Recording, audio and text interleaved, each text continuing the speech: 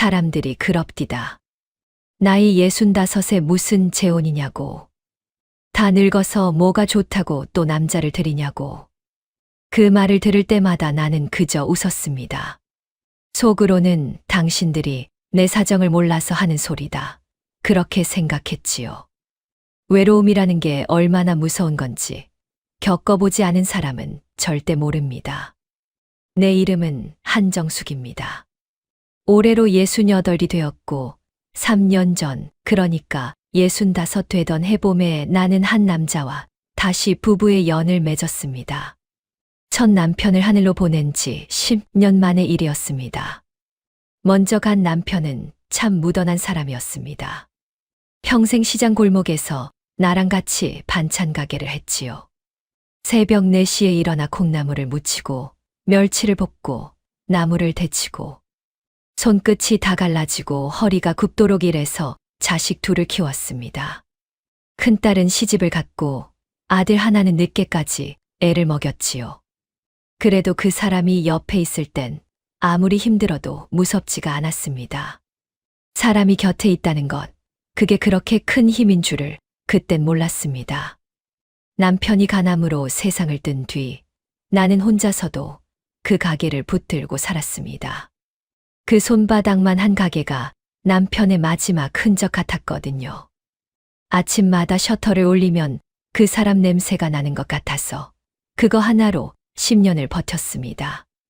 밤이면 텅 빈 방에서 그 사람 베개를 끌어안고 잠들었습니다. 자식들은 다 제 살길 찾아 떠났고 나는 그 넓지도 않은 방이 왜 그렇게 크게 느껴지던지요. 그런데 사람 일이라는 게 참 모릅니다. 그렇게 악착같이 지켜온 것도 한순간에 무너질 수가 있더라고요. 문제는 아들이었습니다. 30 후반이 되도록 자리를 못 잡던 아들이 친구랑 같이 무슨 사업을 한다며 돈을 빌려달라고 했습니다. 나는 가진 게 없었어요. 있는 거라곤 그 작은 가게 보증금하고 시장 근처 낡은 빌라 한 채가 전부였지요. 그런데 아들이 우는 겁니다. 이번 한 번만 어머니. 이거 아니면 나는 영영 사람 구실을 못한다고. 무릎을 꿇고 우는 자식 앞에서 나는 마음이 무너졌습니다. 자식이 이기는 부모가 어디 있겠습니까? 나는 가게 보증금을 빼고 빌라를 담보로 은행에서 돈을 빌려 아들에게 줬습니다. 3천만 원이 넘는 돈이었어요. 내 평생 만져본 적도 없는 큰 돈이었지요. 그 돈을 아들 손에 쥐어주면서 나는 이게 우리 아들 새 인생의 미천이 되기를 얼마나 빌었는지 모릅니다. 그리고 반년 만에 그 사업은 망했습니다. 아들의 친구라는 놈이 돈을 가지고 사라졌다더군요. 아들은 신용불량자가 되어 지방으로 내려갔고 나는 가게도 잃고 빚만 3천만 원을 고스란히 떠안았습니다. 64 먹은 늙은 여자한테 3천만 원이라는 숫자가 얼마나 무섭던지요. 매달 이자만 갚는데도 숨이 막혔습니다. 밤마다 통장을 들여다보며 이 빚을 안고 어떻게 죽을 때까지 버티나 그 생각뿐이었습니다. 그렇게 벼랑 끝에 서 있던 나에게 한 남자가 손을 내밀었습니다. 강태수. 그때 68이었던 그 남자는 내가 나가던 노인복지관에서 처음 만났습니다. 훤칠하고 말끔하고 말투가 부드러운 사람이었지요. 젊어서 무슨 무역 사업을 크게 했다고 했습니다. 지금은 다 정리하고 편하게 지낸다고요. 손목엔 번쩍이는 시계를 차고 좋은 차를 몰고 다녔습니다. 복지관 여자들이 다 그 사람을 힐끔거렸습니다. 그 사람이 어느 날 내 사정을 다 듣더니 이렇게 말했습니다. 정숙 씨, 그 빚 내가 다 갚아드리리다. 나랑 삽시다. 남은 인생 돈 걱정 없이 편하게 해드릴게. 나는 그 말에 눈물이 왈칵 쏟아졌습니다. 10년 만에 처음으로 누군가 내 짐을 대신 져주겠다고 한 겁니다. 그 순간엔 정말이지 그 남자가 하늘에서 내려온 사람처럼 보였습니다. 이제 나도 사람답게 편하게 한번 살아보나. 그런 헛된 희망이 가슴에 차올랐습니다. 지금 와서 생각하면 그게 얼마나 어리석은 판단이었는지. 세상에 공짜로 3천만 원을 갚아주는 남자가 어디 있겠습니까? 하지만 그때 나는 지푸라기라도 잡고 싶은 사람이었습니다. 그리고 그 지푸라기는 알고 보니 나를 더 깊은 물속으로 끌고 들어가는 밧줄이었지요. 지금부터 하는 이야기는 내가 65세 재혼에서 겪은 3년간의 이야기입니다. 빚을 갚아준다는 그 달콤한 말 한마디에 넘어가서 어떻게 지옥 같은 시간을 보냈는지, 그리고 그 지옥에서 이 늙은 여자가 어떻게 다시 두 발로 일어섰는지. 돌이켜보면 내가 그 사람의 손을 덥석 잡았던 건 돈 때문만은 아니었습니다. 외로움이 컸습니다. 명절이 되면 자식들은 잠깐 얼굴을 비치고는 이내 돌아갔고 그 뒤에 남는 적막이 나를 짓눌렀습니다. 아침에 눈을 떠서 밤에 잠들 때까지 하루 종일 사람 목소리 한 번 못 듣는 날이 허다했지요. 텔레비전을 켜놓아야 겨우 사람 사는 집 같았습니다. 그런 나에게 누군가 다정하게 말을 걸어주고 밥은 먹었느냐 물어봐 주는 것. 그것만으로도 나는 무너질 준비가 되어 있었던 겁니다. 그래서 나는 그 사람의 말에서 듣고 싶은 것만 골라 들었습니다. 빚을 갚아주겠다는 말, 편하게 해주겠다는 말, 그동안 고생했다는 말. 그 말들 뒤에 어떤 계산이 숨어 있는지는 보려고도 하지 않았습니다. 사람이 절박하면 눈에 뻔히 보이는 함정도 못 보는 법이더군요. 혹시 지금 외로워서 누군가에게 기대고 싶은 분이 계신다면 부디 이 이야기를 끝까지 들어주세요. 제 어리석음이 여러분에게는 부디 교훈이 되기를 바라는 마음으로 부끄러운 이야기를 시작해 보겠습니다. 그리고 이 이야기 끝에는 뜻밖의 반전이 기다리고 있습니다. 나를 지옥으로 몰아넣은 그 사람들이 어떻게 스스로 판 함정에 빠지게 되는지 끝까지 함께 해주시면 감사하겠습니다. 재혼 이야기가 나오고 나서 일이 진행되는 속도는 놀라울 만큼 빨랐습니다. 지금 생각하면 그 빠른 속도부터가 이상한 거였는데 그땐 그 사람의 열정이라고만 여겼습니다. 나이 든 사람이 뭐가 그리 급하냐고 물으면 그 사람은 우리한테 남은 시간이 얼마나 있겠느냐고 좋을 때 서둘러야 한다고 했습니다. 그 말이 어찌나 그럴듯하던지요. 강태수는 나를 만날 때마다 선물을 안겼습니다. 스카프를 사오고 화장품을 사오고 어떤 날은 내 손을 잡고 백화점에 데려가 코트를 한 벌 사줬습니다. 나는 손사래를 쳤지요. 이런 비싼 걸 왜 사느냐고. 그러면 그 사람은 껄껄 웃으면서 그랬습니다. 정숙 씨는 이런 대접받을 자격이 있는 사람이야. 그동안 고생만 했잖아. 이제 내가 호강시켜 줄게. 그 말이 얼마나 달콤하던지요. 평생 남한테 뭘 받아본 적이 없는 사람에게 그런 말은 독한 술 같은 겁니다. 정신이 흐릿해지고 판단력이 사라져요. 나는 그 코트를 입고 거울 앞에 서서 오랜만에 내 얼굴이 환해 보인다고 생각했습니다. 이런 게 행복인가 보다 그렇게 착각했지요.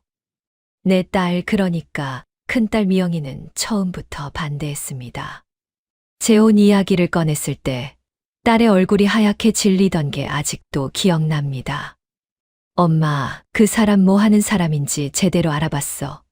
재산이 있다는 건 누가 확인했고 엄마한테 왜 그렇게 잘해줘. 세상에 이유 없는 친절이 어디 있어. 엄마, 나 무서워서 그래. 엄마가 잘못될까 봐. 나는 딸에게 되레 화를 냈습니다. 너는 왜 엄마가 조금 행복해지려는 걸 못마땅해 하느냐고. 엄마도 이제 좀 편하게 살고 싶다고. 평생 시장 바닥에서 손 갈라지도록 일한 거 너도 봤잖니. 이제 나도 좀 대접받고 살면 안 되겠니. 딸은 한참을 말이 없다가 결국 눈물을 훔치며 나갔습니다. 나가면서 딸이 남긴 말이 두고두고 내 가슴에 남았습니다. 엄마, 나중에 후회하지 마. 그 사람 조심해. 지금 생각하면 딸의 그 말이 다 맞았습니다. 세상에 이유 없는 친절은 없어요. 특히 돈이 오가는 친절은 더더욱이요. 하지만 그땐 그 말이 그렇게 서운할 수가 없었습니다. 다 늙은 어미가 남자 하나 만나는 것도 자식 눈치를 봐야 하나. 그런 억울한 마음까지 들었지요. 나는 딸의 걱정을 질투로 오해했습니다. 그게 얼마나 큰 잘못이었는지 나중에야 뼈저리게 알았습니다. 결혼식은 조촐하게 올렸습니다. 아니, 정확히 말하면 강태수가 그러자고 했습니다. 우리 나이에 무슨 결혼식이냐고, 그냥 가까운 사람 몇 명 불러서 식사나 하자고요. 그때도 나는 그게 그 사람의 소탈함이라고 생각했습니다. 나중에야 알았지요. 그 사람은 자기 쪽 사람을 아무도 부르고 싶지 않았던 겁니다. 나에게 보여줄 수 없는 관계들이었으니까요. 그 사람에게 진짜 가족이, 진짜 과거가 어떤 것인지 나는 아무것도 몰랐습니다. 혼인신고를 하러 가던 날, 그 사람이 서류를 척척 챙겨왔습니다. 나는 뭐가 뭔지도 모르고 도장을 찍었습니다. 그런데 그 중에 내 빌라에 관한 서류가 하나 섞여 있었던 것 같기도 합니다. 그땐 결혼 서류인 줄로만 알았지요. 눈도 침침하고 그 사람이 여기 찍으면 된다 하니까 그냥 찍었습니다. 이건 부부 재산 정리하는 거야. 요즘은 다 이렇게 해. 그 말을 나는 철석같이 믿었습니다. 그게 얼마나 큰 실수였는지 그땐 정말 몰랐습니다. 재혼하고 처음 한 달은 솔직히 말하면 좋았습니다. 그 사람 집은 시내에 있는 넓은 아파트였습니다. 낡은 빌라에서 평생을 산 나에게 그 아파트는 대궐 같았지요. 아침이면 창으로 햇살이 가득 들어오고 커다란 냉장고엔 먹을 게 그득했습니다. 나는 처음으로 이제 좀 사람답게 사는구나 그런 생각을 했습니다. 그 사람은 아침마다 내 손을 잡고 오늘 뭐 먹고 싶으냐고 물었습니다. 나는 그게 진짜 사랑인 줄 알았습니다. 그런데 딱 한 달이었습니다. 신혼이라고 부를 수 있는 시간이 딱 그 한 달. 한 달이 지나자 강태수의 말투가 바뀌기 시작했습니다. 처음엔 아주 사소한 거였어요. 아침에 국이 짜다고 숟가락을 탁 내려놓는다든가, 텔레비전 소리가 시끄럽다고 짜증을 낸다든가. 나는 그저 그 사람이 원래 예민한 사람인가 보다. 내가 맞춰야지. 그렇게 생각했습니다. 오랜 세월 혼자 살던 사람이라 그런가 보다 하고 나는 자꾸 그 사람을 이해하려고만 했습니다. 그런데 그 사소한 짜증들은 조금씩 다른 모양으로 바뀌어 갔습니다. 어느 날부터인가 그 사람은 내 외출을 캐묻기 시작했습니다. 어디 가느냐, 누구를 만나느냐, 언제 오느냐. 처음엔 나를 걱정해서 그러는 줄 알았습니다. 하지만 그게 아니었습니다. 복지관 친구를 만나고 오겠다고 하면 그 사람은 노골적으로 얼굴을 찌푸렸습니다. 나이 들어서 밖으로 싸돌아다니는 게 뭐가 좋냐고, 집에서 얌전히 있으라고요. 나는 점점 사람 만나는 게 눈치 보였고 자연스럽게 밖으로 나가는 일이 줄어들었습니다. 그러고 나니 세상과 나 사이가 조금씩 끊어지기 시작했습니다. 전화를 걸어오던 친구들에게도 나는 시원하게 답을 못했습니다. 남편이 싫어한다는 말을 어떻게 하겠습니까? 나는 점점 그 아파트 안에 갇혀갔습니다. 나중에 알게 된 사실이지만 이렇게 사람을 세상에서 떼어놓는 것, 그것이 바로 그 사람들의 수법이었습니다. 주변에 기댈 사람이 없어야 마음대로 주무를 수 있으니까요. 그러던 어느 날 나는 조심스럽게 그 이야기를 꺼냈습니다. 빚 이야기 말입니다. 여보, 저기 그 은행 빚 말인데요. 이자가 자꾸 나가서 당신이 갚아준다고 했던 거 언제쯤 하면 좋을까요? 그 순간 강태수의 얼굴이 싸늘하게 굳는 걸 나는 똑똑히 봤습니다. 그 사람은 나를 한참 쳐다보더니 아주 낮은 목소리로 이렇게 말했습니다. 돈. 부부간에 만난 지 얼마나 됐다고 벌써 돈 이야기야? 내가 안 갚는다고 했어. 때가 되면 갚을 거 아니야. 사람이 왜 이렇게 여유가 없어? 나는 무안해서 얼굴이 화끈거렸습니다. 그래, 내가 너무 급하게 굴었나. 부부가 됐는데 좀 기다려주는 게 도리인가. 그렇게 스스로를 다독였습니다. 하지만 가슴 한구석에서 뭔가 잘못되고 있다는 불길한 느낌이 스멀스멀 올라오기 시작했습니다. 밤에 잠을 자려고 누워도 그 사람의 싸늘하던 눈빛이 자꾸 떠올랐습니다. 며칠 뒤 나는 은행에서 문자를 한 통 받았습니다. 이자 납부일이 지났으니 연체료가 붙는다는 내용이었습니다. 나는 가슴이 철렁했습니다. 그 사람이 갚아줄 거라 믿고 손을 놓고 있었는데 이자는 여전히 내 몫으로 꼬박꼬박 쌓이고 있었던 겁니다. 나는 다시 한번 용기를 내어 그 사람에게 통장을 보여주며 말했습니다. 여보, 이것 좀 보세요. 연체가 됐대요. 그러자 그 사람은 통장을 힐끗 보더니 귀찮다는 듯 손을 내저었습니다. 알았어, 알았어. 내가 알아서 한다니까 왜 자꾸 사람을 못 믿어. 그러고는 그걸로 끝이었습니다. 그날도 그 다음 날도 그 사람은 아무것도 갚지 않았습니다. 나는 그제야 어렴풋이 알기 시작했습니다. 이 사람은 애초에 내 빚을 갚아줄 마음이 없었던 게 아닐까. 그렇다면 나에게 왜 그렇게 잘해줬을까? 무엇을 노리고 나를 이 집에 들인 걸까? 생각할수록 등이 서늘해졌지만 나는 애써 고개를 저었습니다. 설마 사람이 그렇게까지 하겠나. 그 설마가 나를 잡았습니다. 그 느낌은 얼마 지나지 않아 현실이 되었습니다. 재혼하고 2달째 되던 날, 강태수의 여동생이라는 여자가 집에 들이닥쳤습니다. 강순자. 나보다 몇 살 아래인 그 여자는 현관에 들어서자마자 집 안을 쓱 훑어보더니 대뜸 이렇게 말했습니다. 아이고, 오빠. 이 여자가 그 여자야? 뭐 볼 것도 없구먼. 얼굴이 이래서야 원. 나는 그 자리에서 얼어붙었습니다. 처음 만난 사람한테, 그것도 새언니 될 사람한테 그런 말을 하다니. 나는 강태수를 쳐다봤습니다. 무슨 말이라도 해주기를 바라면서요. 그런데 강태수는 그저 희죽 웃고만 있었습니다. 자기 동생 편을 드는 것처럼요. 그 웃음을 보는 순간 나는 등골이 서늘해졌습니다. 그날부터 강순자는 마치 자기 집처럼 우리 집을 드나들었습니다. 아니, 우리 집이 아니라 그 사람들 집이었지요. 그 아파트는 강태수 명이었고 나는 그저 얹혀 사는 처지였으니까요. 강순자는 올 때마다 나를 부려먹었습니다. 커피를 타와라, 과일을 깎아와라, 냉장고에 반찬이, 이게 뭐냐, 오빠 건강 생각해서 좀 제대로 해라. 나는 그 여자가 오는 날이면 아침부터 가슴이 두근거렸습니다. 나는 평생 반찬 가게를 한 사람입니다. 음식이라면 어디 가서도 빠지지 않는 사람이에요. 그런데 그 여자는 내가 하는 음식마다 트집을 잡았습니다. 너무 짜다, 너무 싱겁다, 이런 걸 어떻게 먹느냐. 나는 20살 넘게 어린 시누이한테 부엌에서 잔소리를 들으며 눈물을 삼켰습니다.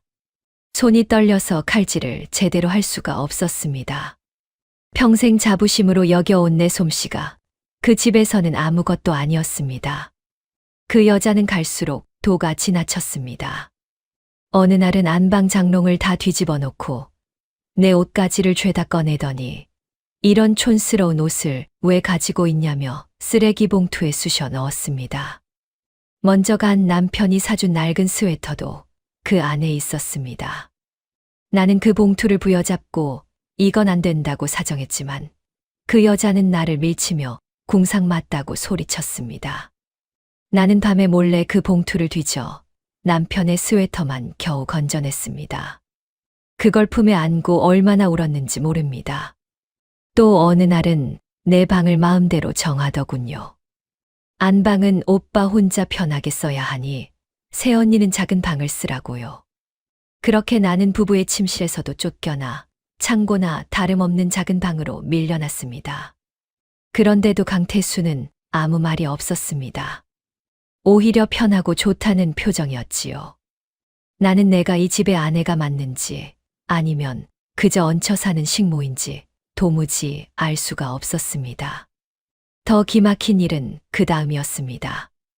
어느 날 강순자가 오더니 내 통장을 내놓으라는 겁니다. 새언니, 오빠가 그러는데 집안 살림은 내가 관리하기로 했대. 새언니는 나이도 있고 하니까 돈 관리 같은 건 힘들잖아. 통장이랑 도장 나한테 다 줘요. 나는 어이가 없었습니다. 무슨 소리냐고, 내 돈은 내가 관리한다고 했지요. 그랬더니 강순자가 코웃음을 치면서 그러더군요. 새언니 돈, 새언니가 무슨 돈이 있어? 빚만 3천만 원 있는 사람이. 그 빚 우리 오빠가 갚아주기로 했으면 새언니 통장도 우리가 관리하는 게 당연한 거 아니야? 세상에 공짜가 어디 있어. 세상에 공짜가 어디 있어. 그 말이 비수처럼 가슴에 꽂혔습니다. 그제야 나는 이 사람들이 나를 어떻게 생각하는지 똑똑히 알게 되었습니다. 나는 아내가 아니라 빚을 갚아주는 대가로 부려먹는 하녀였던 겁니다. 나는 강태수에게 달려갔습니다. 이게 무슨 일이냐고, 당신 동생이 내 통장을 달라는데 이게 말이 되느냐고. 그런데 강태수는 신문을 보던 눈도 들지 않고 심드렁하게 말했습니다. 순자 말이 맞아. 당신은 계산이 흐리잖아. 살림은 순자가 맞는 게 나아. 통장 줘. 그 순간 나는 깨달았습니다. 이 두 남매는 처음부터 한 통속이었다는 걸. 나를 이 집에 들인 건 나를 아내로 맞이하기 위해서가 아니라 다른 목적이 있었다는 걸요. 그 목적이 무엇인지는 아직 몰랐지만 좋은 것이 아니라는 것만은 분명했습니다. 나는 통장을 내주지 않았습니다. 그것만은 안 된다고, 죽어도 못 준다고 버텼습니다. 그 통장에는 내 쥐꼬리만 한 노령연금이 들어오고 있었습니다. 그거라도 내 손에 쥐고 있어야 내가 사람 구실을 하는 것 같았거든요. 그날 밤 강태수는 처음으로 나에게 손찌검을 했습니다. 뺨을 한 대 후려치더니 이은혜도 모르는 여편네가 하면서 방문을 쾅 닫고 나가버렸습니다. 나는 그 넓은 아파트 거실에 홀로 주저앉아 밤새 울었습니다. 뺨이 얼얼한 것보다 내 신세가 서러워서 견딜 수가 없었습니다. 65이나 먹어서 이게 무슨 꼴인가. 편하게 살아보겠다고 한 선택이 나를 이런 지옥으로 데려왔구나. 창밖으로는 비가 내리고 있었습니다. 그 빗소리가 꼭 내 처지 같아서 더 서러웠습니다. 그날 밤 나는 딸에게 전화를 걸고 싶었습니다. 하지만 걸 수가 없었습니다. 그렇게 반대하던 딸에게 엄마가 잘못했다, 내 말이 맞았다 하고 어떻게 말을 하겠습니까? 그놈의 자존심이 뭔지. 나는 휴대폰을 손에 쥔 채 딸의 번호를 보다가 다시 내려놓기를 몇 번이나 반복했습니다. 결국 나는 전화를 걸지 못했습니다.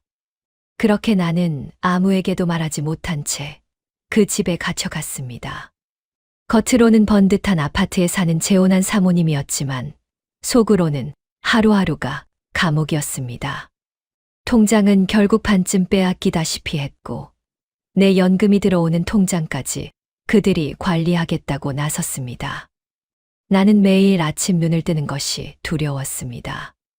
그렇게 하루하루 나 자신이 작아지던 어느 밤이었습니다. 강태수와 강순자가 거실에서 소곤소곤 이야기를 나누는 소리가 들렸습니다.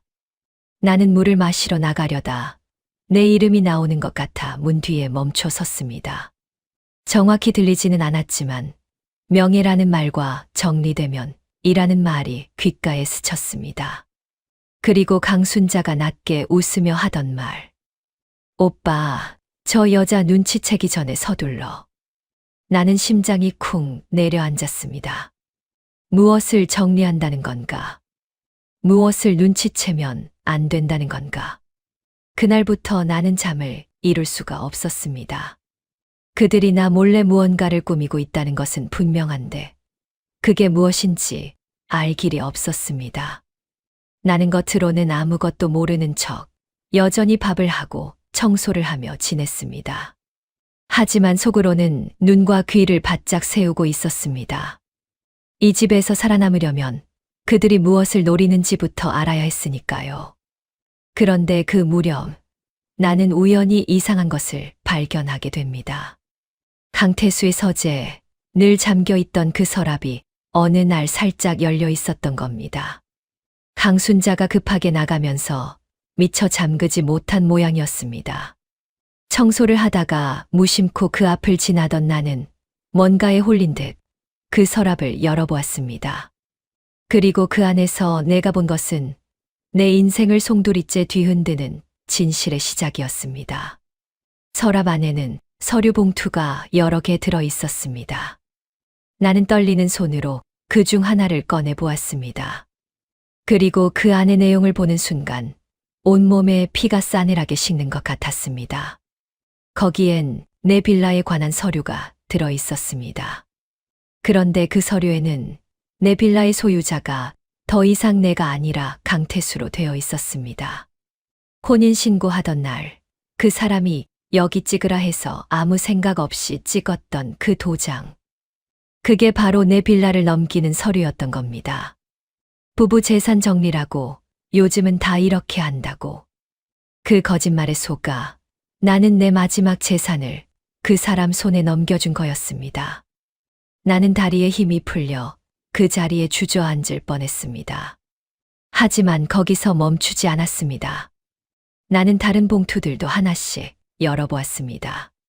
그리고 두 번째 봉투에서 나는 더 충격적인 것을 발견했습니다. 그 안에는 여자들의 사진이 여러 장 들어 있었습니다. 나이 든 여자들. 나처럼 60이 넘은 곱게 늙은 여자들의 사진이었습니다. 사진 뒤에는 이름과 날짜, 그리고 무슨 금액 같은 것이 적혀 있었습니다. 김아무개, 이아무개. 그 이름들 옆에는 완료라는 글자가 도장처럼 찍혀 있었습니다. 그제야 나는 알았습니다. 나는 그 사람의 첫 번째 여자가 아니었습니다. 그 사람은 이런 짓을 나 말고도 여러 번 반복해온 사람이었던 겁니다. 나는 그 사진들을 넘겨보며 손이 덜덜 떨렸습니다. 한 여자의 사진 뒤에는 아파트 정리 완료라고 적혀 있었고 또 다른 여자 뒤에는 적금 해지라고 적혀 있었습니다. 그리고 마지막 사진. 그건 바로 내 사진이었습니다. 언제 찍었는지도 모르는 내 옆모습 사진 뒤에 빌라 명의 이전 완료, 연금 진행 중이라고 적혀 있었습니다. 나는 그 글씨를 보는 순간 온몸이 얼어붙었습니다. 나는 그저 그들의 명단에 오른 여러 이름 중 하나였을 뿐이었습니다. 외로운 노년의 여자에게 접근해서 달콤한 말로 결혼을 하고 재산을 빼앗은 뒤 버리는 것. 그게 그 남매가 살아온 방식이었습니다. 빚을 갚아주겠다는 말은 미끼였고 나는 그 미끼를 덥석 문 물고기였던 겁니다. 사진 속 그 여자들도 아마 나처럼 지푸라기를 잡는 심정으로 그 손을 잡았겠지요. 그들도 나처럼 외로워서 누군가 따뜻한 말 한마디 건네는 것에 그만 무너졌을 겁니다. 그 여자들이 지금 어디서 어떻게 살고 있을지, 아니 살아는 있을지 생각하니 가슴이 미어졌습니다. 나는 봉투를 든 채 한참을 떨었습니다. 무서웠습니다.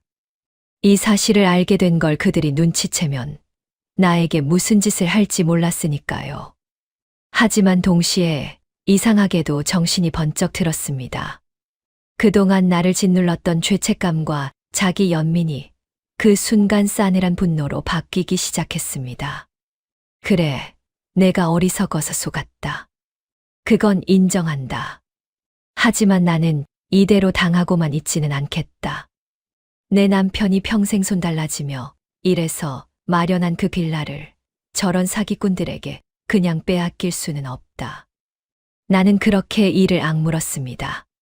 평생 남 앞에서 큰 소리 한 번 못 내고 살아온 나였지만 그 순간만큼은 가슴속에서 뜨거운 것이 솟구쳤습니다. 나는 재빨리 휴대폰을 꺼내 그 서류들을 한 장 한 장 사진으로 찍었습니다. 손이 어찌나 떨리던지 초점이 잘 맞지 않았지만 몇 번이고 다시 찍었습니다. 빌라 서류, 여자들의 사진, 날짜와 금액이 적힌 종이까지 전부 다 찍어서 내 휴대폰 깊숙이 저장했습니다. 그리고 혹시 몰라 그 사진들을 딸에게 보낼 준비까지 해두었습니다. 서랍은 원래 있던 그대로 아주 조심스럽게 닫아두었습니다. 종이 한 장의 위치까지 기억해서 티가 나지 않게요. 그날 저녁 나는 아무 일도 없었던 것처럼 밥을 지었습니다. 강태수가 좋아하는 갈치조림을 하고 국을 끓이고 상을 차렸습니다. 그 사람과 강순자가 밥을 먹는 동안 나는 고개를 숙이고 조용히 있었습니다. 하지만 속으로는 완전히 다른 사람이 되어 있었습니다. 겁에 질려 벌벌 떨던 한정숙은 이제 없었습니다. 나는 이제 저들의 함정에서 빠져나갈 방법을 찾는 사람이 되어 있었습니다. 이상한 일이었습니다. 진실을 알고 나니 오히려 그 집이 덜 무서워졌습니다. 그동안은 왜 남편이 나에게 화를 내는지, 왜 신우이가 나를 못 잡아먹어 안달인지 몰라서 더 괴로웠거든요. 내가 뭘 잘못했나, 내가 부족해서 그런가, 그렇게 나를 탓하기만 했습니다. 그런데 이제 알았습니다. 그건 내 잘못이 아니었습니다. 저들은 처음부터 그럴 작정이었던 겁니다. 그 사실을 아는 것만으로도 나는 나 자신을 조금씩 되찾기 시작했습니다. 밥을 먹던 강순자가 문득 나를 보며 물었습니다. 새언니, 오늘따라 왜 이렇게 조용해? 나는 애써 미소를 지으며 대답했습니다. 그냥 좀 피곤해서요. 강순자는 별 생각 없이 다시 밥을 먹었습니다. 강태수도 텔레비전을 보며 갈치살을 발라 먹을 뿐 나에게는 눈길도 주지 않았습니다. 나는 그 순간 내가 이 연기를 얼마나 오래 해낼 수 있을지 가늠해 보았습니다. 증거는 잡았지만 이걸 어떻게 써야 할지는 아직 몰랐으니까요. 혼자서는 도저히 저 두 사람을 상대할 수 없었습니다. 나에게는 도와줄 사람이 필요했습니다. 그리고 그 사람은 내가 가장 미안한 마음을 품고 있는 사람이었습니다. 바로 내 딸 미영이었습니다. 그렇게 반대하던 딸을 뿌리치고 이 집에 들어온 내가 이제 와서 무슨 낯으로 그 아이에게 손을 내민단 말입니까? 하지만 그 밤 나는 자존심을 버리기로 했습니다. 살아남으려면 그래야 했으니까요. 며칠을 고민한 끝에 나는 마침내 딸에게 연락하기로 마음먹었습니다. 하지만 집에서는 전화를 걸 수가 없었습니다. 강태수가 내 통화 내역을 수시로 들여다봤으니까요. 나는 장을 보러 나가는 척하고 집을 나섰습니다. 시장 근처 골목, 사람이 없는 조용한 곳에 서서 나는 오랫동안 누르지 못했던 딸의 번호를 눌렀습니다. 신호음이 울리는 동안 심장이 터질 것 같았습니다. 딸이 전화를 안 받으면 어쩌나. 아직도 나한테 서운해서 등을 돌렸으면 어쩌나. 그런데 두 번째 신호음이 울리자마자 딸이 전화를 받았습니다. 엄마, 그 목소리를 듣는 순간 나는 그만 울음이 터지고 말았습니다. 미영아, 엄마가 잘못했다. 내 말이 다 맞았어. 전화기 너머로 딸도 울고 있었습니다. 딸은 그동안 얼마나 걱정했는지 몇 번이나 전화를 걸었지만 내가 받지 않아 무슨 일이 생긴 줄 알았다고 했습니다. 집 앞까지 찾아왔다가 그 사람이 무서워서 발길을 돌린 적도 있다고요. 나는 그 자리에서 그동안 있었던 일을 다 털어놓았습니다. 빚을 갚아준다는 말에 속았던 것, 통장을 빼앗긴 것, 손찌검을 당한 것, 그리고 서랍에서 발견한 그 무서운 진실까지 전부요. 말을 하면서도 나는 몇 번이나 목이 메었습니다. 딸에게 이런 부끄러운 이야기를 하게 될 줄은 정말 몰랐거든요. 딸은 한동안 말이 없었습니다. 그러다 아주 단호한 목소리로 말했습니다. 엄마, 지금 당장 그 집에서 나와. 짐 같은 거 다 필요 없어. 몸만 빠져나와. 하지만 나는 고개를 저었습니다. 지금 그냥 나오면 내 빌라는 영영 못 찾는다고. 저 사기꾼들이 다른 여자들한테 했던 것처럼 나도 빈털터리로 쫓겨나게 될 거라고요. 그리고 무엇보다 저 사람들이 앞으로도 또 다른 외로운 여자들을 노릴 텐데 그걸 그냥 두고 볼 수는 없다고 했습니다. 나는 딸에게 내 계획을 이야기했습니다. 증거는 이미 사진으로 다 찍어놨으니 이걸 가지고 정식으로 대응하자고. 딸은 마침 아는 사람 중에 법률사무소에서 일하는 후배가 있다며 그 사람에게 물어보겠다고 했습니다. 그리고 딸은 나에게 몇 가지를 더 부탁했습니다. 그 서랍 속 서류를 다시 한번 최대한 선명하게 찍어둘 것. 그리고 강태수가 빚을 갚아주겠다고 했던 말, 통장을 빼앗아 간 정황을 녹음으로 남길 수 있으면 남겨둘 것. 나는 그 말을 듣고 정신이 번쩍 들었습니다. 그래, 사진만으로는 부족하다. 저들의 입에서 직접 나오는 말이 필요하다. 나는 그제야 조금 마음이 놓였습니다. 10년 동안 미안해서 차마 기대지 못했던 딸이 이렇게 든든하게 내 편이 되어주는구나. 그 사실만으로도 나는 큰 힘을 얻었습니다. 통화를 끊기 전에 딸이 말했습니다.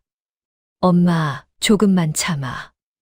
이번엔 내가 엄마 꼭 지킬게. 엄마 혼자 두지 않을게. 나는 골목에 선 채 한참을 소리 죽여 울었습니다. 서러워서가 아니라 고마워서 나온 눈물이었습니다. 그날 이후 나는 딸과 몰래 연락을 주고받으며 차근차근 준비를 해 나갔습니다. 나는 강태수와 강순자 앞에서는 예전보다 더 고분고분하게 굴었습니다. 시키는 대로 밥을 하고 청소를 하고 잔소리를 들어도 대꾸하지 않았습니다. 저들을 방심하게 만들어야 했으니까요. 저들이 나를 다 죽어가는 늙은이, 아무것도 모르는 바보로 여길수록 나에게는 시간을 벌 여유가 생겼습니다. 며칠에 걸쳐 나는 조금씩 증거를 모았습니다.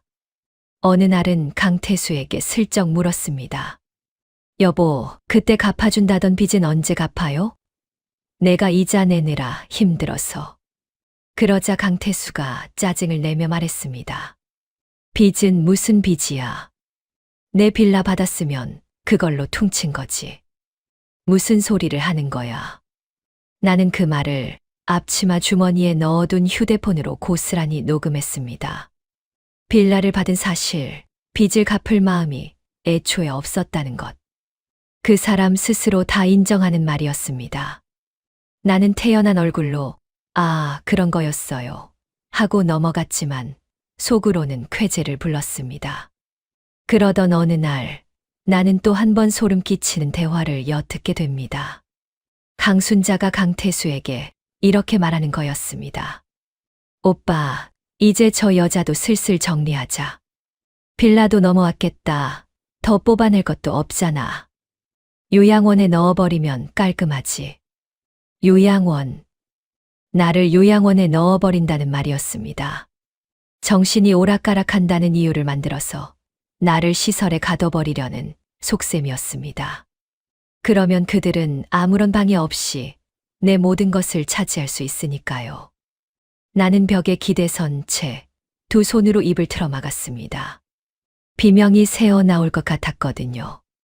이 사람들은 정말로 나를 사람으로 보지 않는구나. 그저 재산을 빼내는 도구, 다 쓰고 나면 버리는 물건으로 여기는구나. 그 사실이 뼈에 사무치게 아팠습니다. 하지만 나는 이번에도 그 대화를 조용히 녹음했습니다.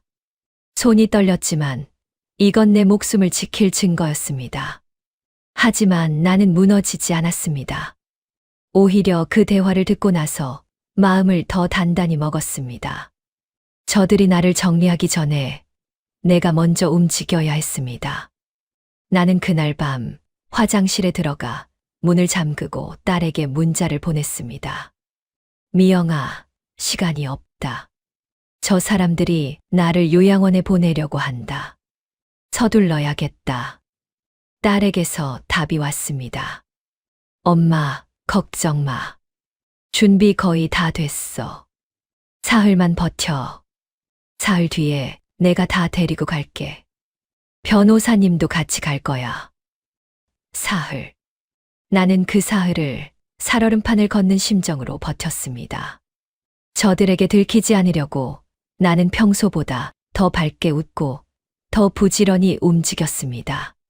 속으로는 심장이 오그라들 것 같았지만요.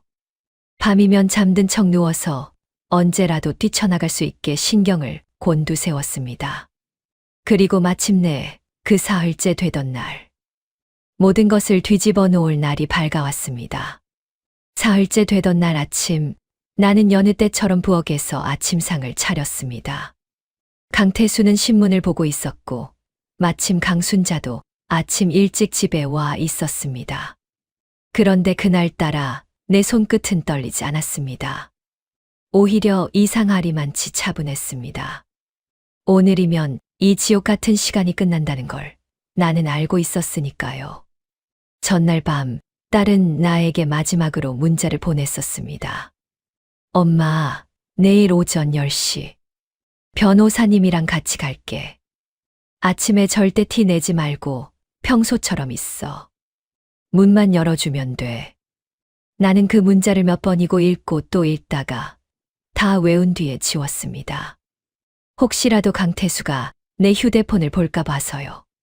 그날 아침 나는 강태수가 좋아하는 된장찌개를 끓이며 콧노래까지 흥얼거렸습니다. 마지막까지 저들을 안심시켜야 했으니까요. 강순자가 웬일로 기분이 좋아? 하고 물었을 때 나는 그저 날이 좋아서요 하고 웃어 넘겼습니다. 아침 10시가 조금 넘었을 무렵 초인종이 울렸습니다. 강순자가 인터폰을 들여다보더니 미간을 찌푸렸습니다. 누구세요? 그러자 문 밖에서 또렷한 목소리가 들려왔습니다. 한정숙 씨 딸입니다. 문 좀 열어주세요. 나는 그 목소리를 듣는 순간 가슴이 벅차올랐습니다. 미영이가 온 겁니다. 약속대로 딸이 나를 데리러 온 겁니다. 강순자가 문을 열자 딸이 성큼 안으로 들어섰습니다. 그리고 그 뒤로 정장을 입은 낯선 남자 한 사람과 어깨에 가방을 맨 여자 한 사람이 함께 들어왔습니다. 변호사와 그리고 나중에 알고 보니 여성단체에서 일하는 상담사였습니다. 강태수가 신문을 내려놓고 벌떡 일어섰습니다. 누구야, 당신들. 남의 집에 함부로 들어와서. 그러자 변호사가 침착하게 명함을 내밀며 말했습니다. 한정숙 어르신 재산 문제로 왔습니다. 강태수 씨 되시죠? 몇 가지 확인할 게 있습니다. 강태수의 얼굴이 순식간에 굳었습니다. 강순자가 나를 매섭게 노려보며 소리쳤습니다. 새언니, 이게 무슨 짓이야? 감히 자식을 불러들여서. 나는 그동안 저 여자 앞에서 한 번도 제대로 고개를 든 적이 없었습니다. 그런데 그날 나는 처음으로 그 여자의 눈을 똑바로 마주보며 말했습니다. 감히요? 감히 남의 재산을 통째로 빼앗은 사람들이 할 소리는 아닌 것 같은데요. 내 목소리가 그렇게 또박또박 나온 게 나 자신도 놀라웠습니다. 3년 동안 억눌려 있던 말들이 그날 한꺼번에 터져 나오는 것 같았습니다. 강순자는 잠시 말문이 막힌 듯 했지만 이내 코웃음을 쳤습니다.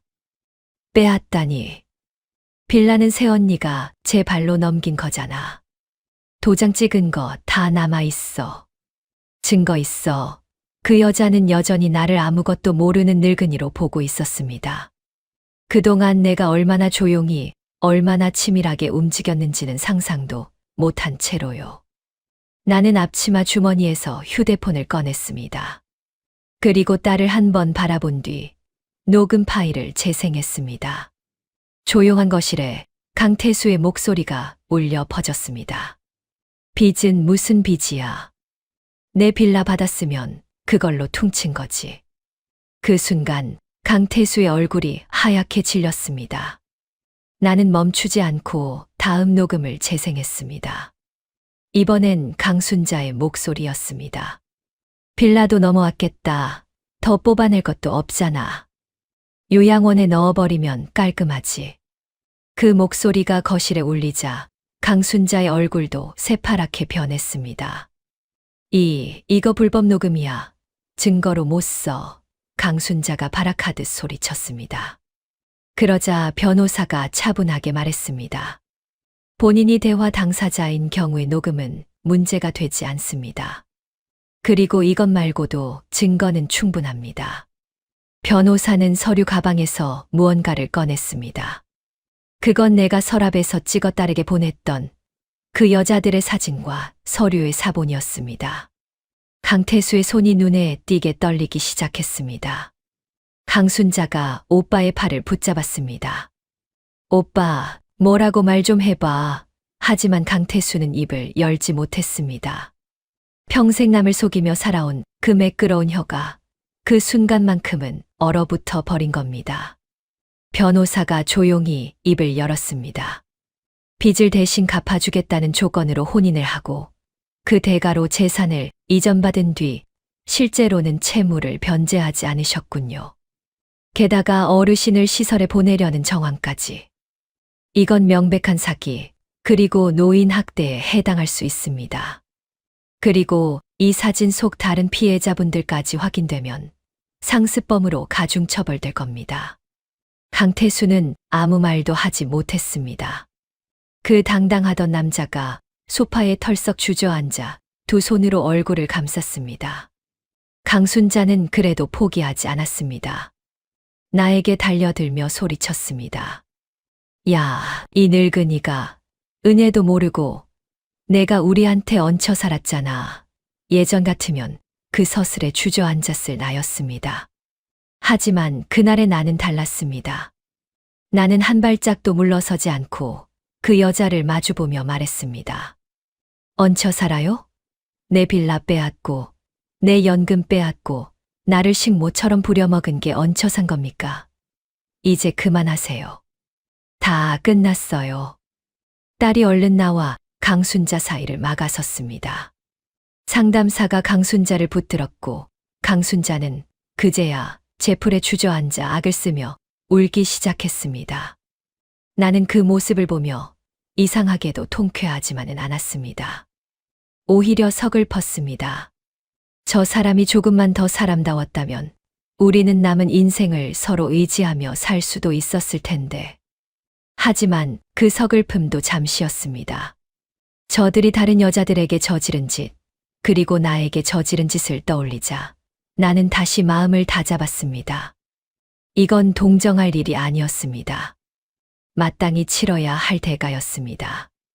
딸이 내 곁으로 다가와 내 손을 꼭 잡았습니다. 엄마, 이제 가자. 여기 더 있을 필요 없어. 나는 딸의 손을 잡고 그 집을 걸어 나왔습니다. 3년을 갇혀 지냈던 그 아파트를 나는 뒤도 돌아보지 않고 나왔습니다. 현관문을 나서는 순간 오랫동안 잊고 있었던 감정이 밀려왔습니다. 자유. 나는 다시 자유로워진 겁니다. 엘리베이터를 타고 내려오는 동안 딸이 내 어깨를 감싸 안았습니다. 나는 딸의 어깨에 기대어 오랜만에 마음 놓고 눈물을 흘렸습니다. 이번엔 서러움의 눈물이 아니라 살아남았다는 안도의 눈물이었습니다. 건물 밖으로 나오자 봄 햇살이 눈부시게 쏟아졌습니다. 3년 만에 처음으로 나는 그 햇살을 온전히 내 것으로 느꼈습니다. 그동안은 그 넓은 아파트 안에서도 마치 감옥의 창살 너머로 세상을 바라보는 것 같았거든요. 딸이 물었습니다. 엄마, 배 안 고파? 뭐 먹고 싶은 거 없어? 나는 웃으며 대답했습니다. 따뜻한 국밥 한 그릇 먹고 싶다. 그렇게 우리는 근처 국밥집에 들어가 김이 모락모락 나는 국밥을 마주하고 앉았습니다. 그 평범한 한 끼가 나에게는 세상에서 가장 맛있는 밥이었습니다. 나는 국밥을 먹으며 아, 내가 살아있구나. 다시 사람답게 살 수 있겠구나. 그런 생각에 목이 메었습니다. 딸이 그런 나를 보며 조용히 말했습니다. 엄마, 이제 다 끝났어. 엄마 잘못한 거 하나도 없어. 나쁜 건 그 사람들이야. 나는 그 말에 고개를 끄덕이면서도 마음 한구석이 여전히 아렸습니다. 3년이라는 시간.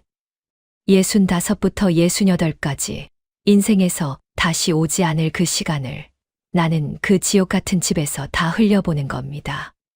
그 세월이 아까워서 나는 또 눈물이 났습니다. 하지만 딸이 내 손을 꼭 잡아주자 나는 마음을 고쳐먹었습니다. 그래, 지나간 3년은 어쩔 수 없다.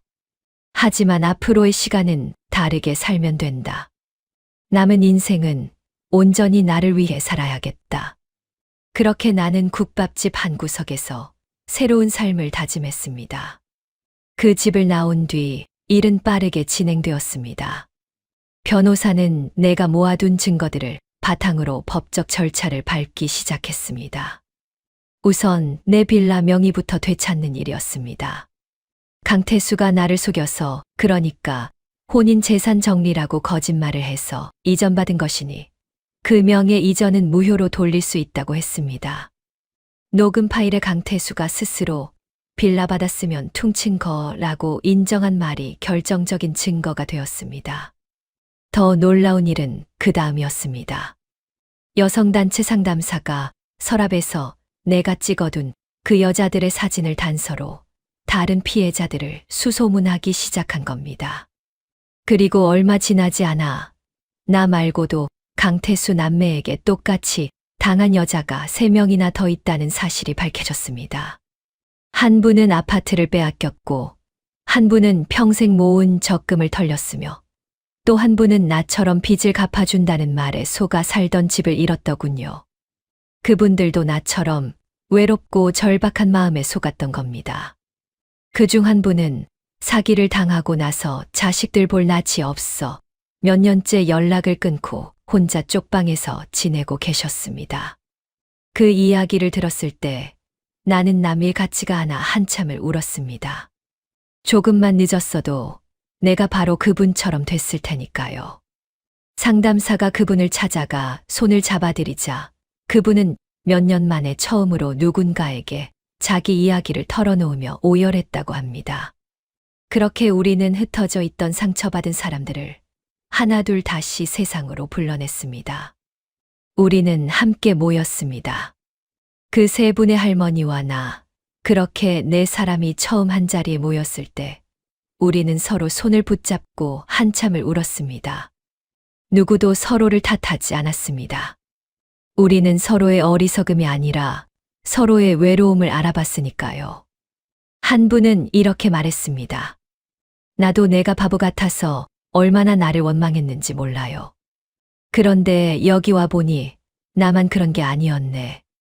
그 말에 우리는 다 같이 눈물을 흘리면서도 어쩐지 조금은 마음이 놓였습니다. 나만 어리석었던 게 아니라는 것. 그건 우리 모두에게 큰 위로가 되었습니다. 그리고 우리는 함께 강태수와 강순자를 고소하기로 했습니다. 혼자였다면 엄두도 못 냈을 일이지만 넷이 함께 목소리를 내니 두렵지 않았습니다. 나이 70이 넘은 할머니들이 지팡이를 짚고 경찰서를 드나들고 진술서를 쓰고 서로를 다독이며 그 긴 과정을 견뎠습니다. 힘들 때마다 우리는 서로에게 전화를 걸어 용기를 북돋았습니다. 우리가 여기서 포기하면 또 다른 누군가가 당해요. 끝까지 갑시다. 그 말이 우리를 버티게 했습니다. 경찰 조사가 시작되자 강태수 남매의 여죄가 줄줄이 드러났습니다. 그들은 10년이 넘도록 외로운 노년의 여성들을 노려온 상습 결혼 사기꾼이었습니다. 강태수가 접근해서 결혼을 하고 강순자가 시누이 행세를 하며 재산을 관리한다는 명목으로 빼돌리는 것. 그게 그들의 오래된 수법이었습니다. 심지어 강태수가 몰던 그 좋은 차도 손목에 번쩍이던 시계도 다 이전 피해자들의 돈으로 산 것이었습니다. 그 화려한 겉모습 자체가 다음 먹잇감을 유혹하기 위한 미끼였던 겁니다. 우리 4사람의 증언과 내가 목숨 걸고 모은 증거들이 더해지자 그들은 더 이상 빠져나갈 구멍이 없었습니다. 결국 강태수와 강순자는 나란히 법의 심판을 받게 되었습니다. 재판이 열리던 날, 우리 네 사람은 손을 꼭 잡고 방청석에 앉았습니다. 그들에게 실형이 선고되는 순간, 우리는 누구도 환호하지 않았습니다. 그저 서로의 손을 더 꼭 쥐었을 뿐입니다. 재판정에서 그들을 마지막으로 봤을 때, 그 당당하던 얼굴에는 초라함만 남아 있었습니다. 강순자는 나를 향해 뭐라고 변명을 하려 했지만 나는 그저 조용히 그 여자를 바라볼 뿐이었습니다. 이제 그 여자의 말은 나에게 아무런 힘도 없었습니다. 나를 부엌에서 벌벌 떨게 하던 그 목소리가 이제는 그저 가엾게 들릴 뿐이었습니다. 판사님은 판결문을 읽으며 이런 말씀을 하셨습니다. 나이 들고 외로운 이들의 마음을 이용해 재산을 갈취하는 것은 단순한 사기를 넘어 한 사람의 인생과 존엄을 짓밟는 중대한 범죄라고요. 그 말을 듣는 순간 나는 참았던 눈물이 왈칵 쏟아졌습니다. 그동안 나는 늘 내 탓만 했습니다. 내가 어리석어서, 내가 외로워서, 내가 자초한 일이라고요. 그런데 그 법정에서 나는 처음으로 들었습니다. 잘못한 건 내가 아니라 저들이라는 말을 공식적으로요. 그 한마디가 3년 동안 나를 짓눌러온 죄책감을 비로소 내려놓게 해주었습니다. 빌라도 되찾았습니다. 명의는 다시 내 이름으로 돌아왔고 빼앗겼던 통장도 되찾았습니다. 아들 때문에 진 그 빚은 여전히 남아 있었지만 이번엔 혼자가 아니었습니다. 딸이 나서서 은행과 상담을 하고 상환 계획을 다시 짜주었습니다. 지방에 내려가 있던 아들도 소식을 듣고 한 걸음에 달려왔습니다. 아들은 내 앞에 무릎을 꿇고 자기 때문에 어머니가 이 고생을 했다며 엉엉 울었습니다. 나는 아들의 등을 쓸어주며 말했습니다. 다 지난 일이다. 이제부터라도 정신 차리고 잘 살면 돼. 그렇게 우리 가족은 오랜 상처를 조금씩 아물려 갔습니다. 빼앗겼던 연금 통장을 되찾던 날도 잊을 수 없습니다. 은행 창구에서 다시 내 이름이 적힌 통장을 손에 쥐었을 때 나는 그 얇은 종이 한 권을 가슴에 꼭 품었습니다. 남들 보기엔 얼마 안 되는 노령연금이지만 나에게는 그게 곧 내 자존심이자 독립이었습니다. 다시는 누구의 손에도 이걸 넘기지 않겠다고 나는 마음속으로 몇 번이고 다짐했습니다. 내 돈을 내가 관리하고 내 인생을 내가 결정하는 것. 그 당연한 것이 얼마나 소중한지를 나는 다 잃어보고 나서야 알았습니다. 이제 나는 작은 것 하나를 사더라도 내 손으로 값을 치르고 내 통장에서 내 뜻대로 씁니다. 그 사소한 자유가 나에게는 무엇과도 바꿀 수 없는 행복입니다. 무엇보다 내 집이 다시 내 것이 되었다는 사실이 나에게 큰 힘을 주었습니다. 두 발 뻗고 잘 수 있는 내 집이 있다는 것. 그게 얼마나 소중한 건지 나는 그 모든 일을 겪고 나서야 절실히 알게 되었습니다. 빌라를 되찾던 날, 나는 오랫동안 잠겨있던 그 문을 다시 열고 들어섰습니다. 3년 동안 비어있던 집은 먼지가 뽀얗게 앉아 있었지만 창문을 열고 걸레질을 하고 나니 다시 예전의 그 집이 되었습니다.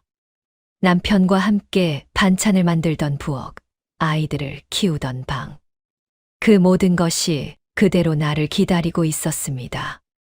나는 부엌 바닥에 주저앉아 한참을 소리 내어 울었습니다. 미안하다, 여보. 당신이 지켜준 이 집을 내가 하마터면 잃을 뻔했어. 이제 다시는 이 집을 놓지 않을게. 그렇게 나는 먼저 간 남편에게 약속했습니다. 딸은 그런 나를 곁에서 묵묵히 도왔습니다. 도배를 새로 하고 낡은 장판을 갈고 작은 화분들을 사다 창가에 놓아주었습니다. 나를 그렇게 말리던 딸이었는데 이제 와서 원망 한마디 하지 않았습니다. 오히려 엄마가 용기 내줘서 고마워. 엄마 정말 대단해 하고 나를 안아주었습니다. 그 말에 나는 또 눈물이 났습니다. 딸에게 집만 되는 늙은 어미인 줄 알았는데 딸은 나를 자랑스러워하고 있었던 겁니다. 사람들은 나에게 물었습니다. 그렇게 당하고도 어떻게 다시 일어설 수 있었느냐고. 나는 이렇게 대답합니다. 나를 일으켜 세운 건 복수심이 아니라 나 자신을 되찾고 싶은 마음이었다고. 그리고 나 혼자가 아니라는 걸 알게 된 것, 딸이 있고 나와 같은 아픔을 겪은 이들이 있다는 걸 알게 된 것. 그것이 나를 다시 살게 했다고요. 돌이켜보면 그 서랍이 열려있던 그날이 내 인생의 갈림길이었습니다. 만약 그날 내가 겁에 질려 그냥 서랍을 닫아버렸다면 나는 지금쯤 어느 요양원 구석에서 모든 걸 빼앗긴 채 잊혀갔을지도 모릅니다. 하지만 나는 두려움을 이기고 그 진실을 마주했고 자존심을 버리고 딸에게 손을 내밀었습니다. 그 작은 용기 하나가 나를 지옥에서 건져 올린 겁니다. 사람들은 나에게 물었습니다. 그렇게 당하고도 어떻게 다시 일어설 수 있었느냐고. 나는 이렇게 대답합니다. 나를 일으켜 세운 건 복수심이 아니라 나 자신을 되찾고 싶은 마음이었다고. 그리고 나 혼자가 아니라는 걸 알게 된 것, 딸이 있고 나와 같은 아픔을 겪은 이들이 있다는 걸 알게 된 것. 그것이 나를 다시 살게 했다고요. 돌이켜보면 그 서랍이 열려있던 그날이 내 인생의 갈림길이었습니다.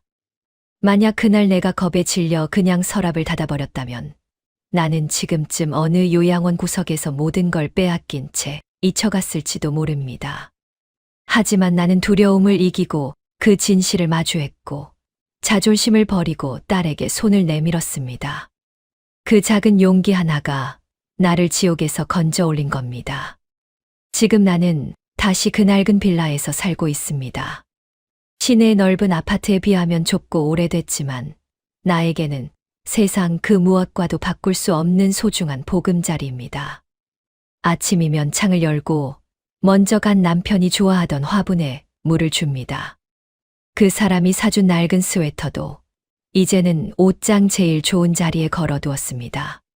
강순자가 버리려던 그 스웨터를요.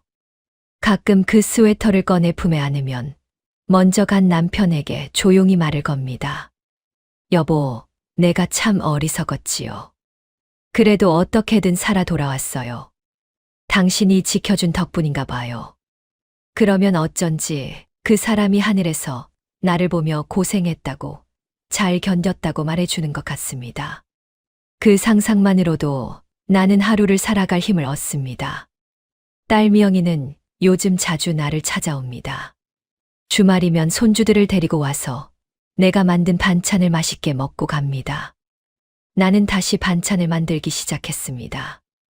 예전처럼 큰 가게를 하는 건 아니지만 동네 분들에게 조금씩 나눠드리고 딸네 식구들 먹을 것을 만들면서요. 내 음식을 맛있다고 해주는 사람들 앞에서 나는 비로소 다시 나 자신으로 돌아온 기분이 듭니다. 손주 녀석이 할머니 반찬이 세상에서 제일 맛있어 하고 말할 때면 그동안의 고생이 다 씻겨 내려가는 것 같습니다. 그 일을 겪은 뒤로 나는 예전보다 훨씬 단단한 사람이 되었습니다. 이제는 누가 달콤한 말로 다가와도 그 말 뒤에 무엇이 있는지 먼저 생각합니다. 세상에 이유 없는 친절은 없다던 딸의 말을 이제는 뼛속 깊이 새기고 삽니다. 그렇다고 사람을 아예 믿지 않게 된 건 아닙니다. 다만 나 자신을 지키는 법을 배웠을 뿐입니다. 그리고 무엇보다 내 곁에 진짜로 나를 위하는 사람이 누구인지 이제는 알아볼 수 있게 되었습니다. 나와 함께 싸웠던 그 세 분의 할머니와는 지금도 종종 만납니다. 우리는 한 달에 한 번씩 모여 밥을 먹고 서로의 안부를 묻습니다.